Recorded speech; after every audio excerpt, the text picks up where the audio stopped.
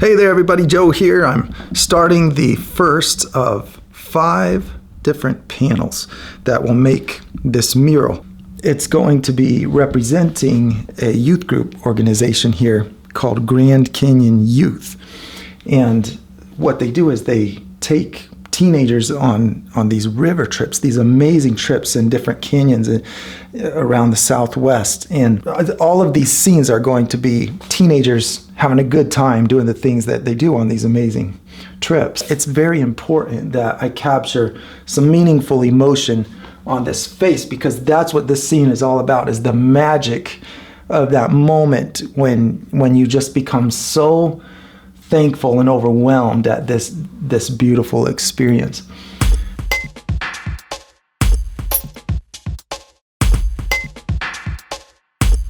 All right, now I'm just going to put 2 eye sockets in place right here. I want this face looking somewhat upward, so I'm going to estimate eye sockets that are a little bit above center. And then the nose, it's going to be funny for a little while. The nose is going to be right under these eye sockets, and then I'm going to have the mouth. It's looking like a scary person right now. I'm just going to feel my way through this kind of. It's just in black and white because I'm going to come back over it with colors after I decide where I want everything. So I'm just going to use black and white for a super simple light and shadow color scheme here. You know, just light and shadow sketch so that I can simplify my workload. I don't have to think about as many things at the same time, and I can just concentrate on the form.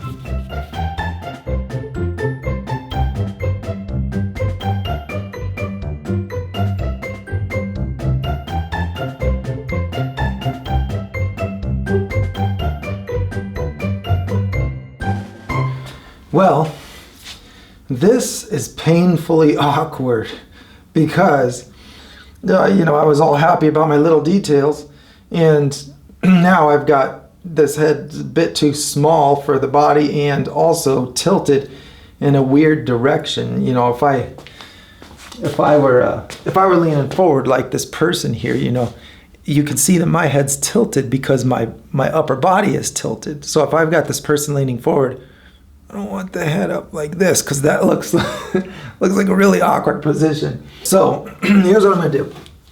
I'm going to make myself a guide this time. I'm going to do like many have done long before me and use a guide for this head. So I'm going to tilt it this time. I'm going to tilt it this way. I'm going to bring it down a bit because I feel like that neck came out a bit long. So I'm going to move the head this way, and then I think the face is actually not, it looks really tiny on there, but I think a lot of that tininess is because there's so little of the head surrounding it. I mean, that ear would be way further back if I was finishing this, and that would make the head as a whole bigger, but I'm still gonna shrink that face. I mean, not shrink it, make it a little bigger. So one eye is going to need to come down lower. So I'm gonna make my eyes maybe across this line right here, and I'm gonna make my curve. Actually, I'm gonna make my curve different perspective. This is the horizon right here, so I need to remember that even though I'm reaching down right now to paint my picture, my perspective is looking up at this person. Good thing I caught that. That might have messed me up. So if I've got a curved line in perspective above horizon, this is the horizon right here, then I want to make sure I bend it this way, not the way that I just did. So I'll put the eyes along that line. I'll put the mouth right here in between. I've kind of got a cheek here, and then we'll go eyes, we'll go nose right here, and then we'll go mouth right between the eyes and right between the nose and nose right between nose right between the eyes and the mouth. Okay, so this will be the nose right here. This will be the eyes right here. This will be the mouth, and this will give me a better guide to put this face in a more natural looking posture. Now that's a weird looking face. Now we've got some scary stuff happening here.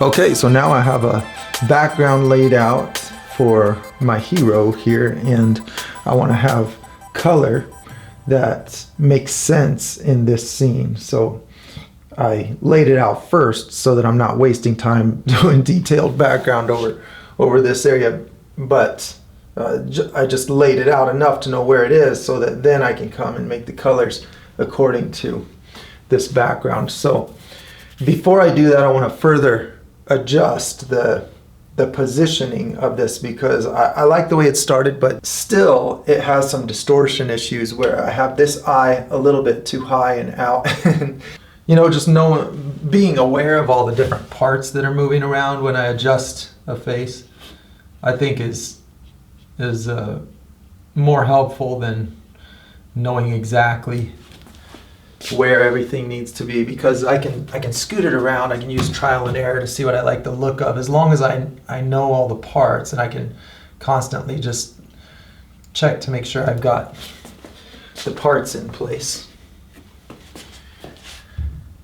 That's always been my method of doing artwork, is learning the parts of the thing that I'm trying to create. Okay, now I'm ready to add color. So what I want to think about is having a good color system to fill in all of these different values. On the dark colors, I want it to be more red, and the light colors, I want it to be more yellow. That doesn't mean it's going to look like red and yellow. It just means that the light color is going to be yellower than the dark color, and the dark color is going to be redder than the light color. And then I've got a mid-tone. So I think that the best way to do this is to make a mid-tone, and then wherever I lighten it with some yellow. Wherever I darken it with some red. So this picture is really about the moment that's happening here.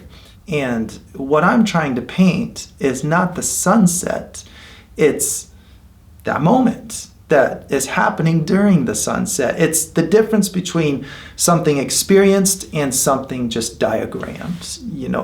A diagram of a person is very different than a portrait, a picture of a person. And likewise, when I'm doing scenery, I want it to feel more special than just a map.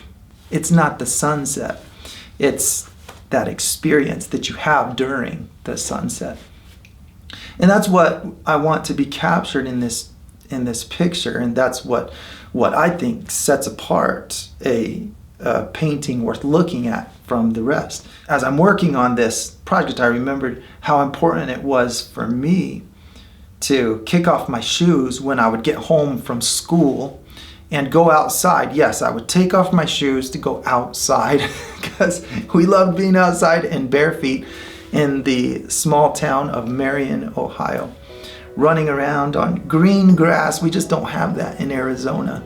And it was so wonderful to get out in nature when I was a child. I grew up with 5 brothers all together, and we were, for the most part, unsupervised, and so we caused a lot of trouble, and we just ran around looking for the next adventure. But what I've realized as I've gotten older is how important it was to recharge, and that's what I was doing. I was getting outside, forgetting about my problems because they didn't matter when I was out there. They didn't exist. The world was big and filled with wonder and adventure, and my mind was on what could be, not what happened earlier that day. When you're beholding the vastness of the ocean, the sky, the galaxies, you realize that you're small, and so are your problems. And that feels good for those to be small and forgettable and to look at such vastness of good things. So this girl is looking this way, and you don't get to see what she's looking at, but you see a suggestion of what it might be behind her. And so that adds a sense of wonder that you can stand and wonder about for a little bit. And a picture that makes you wonder is more worth looking at. This mural that you're looking at is one of 5 panels that I have to complete for this mural project. I would love to share those with you as I complete them, so please subscribe to my channel if you haven't already, and I would be honored to be able to share with you in the future.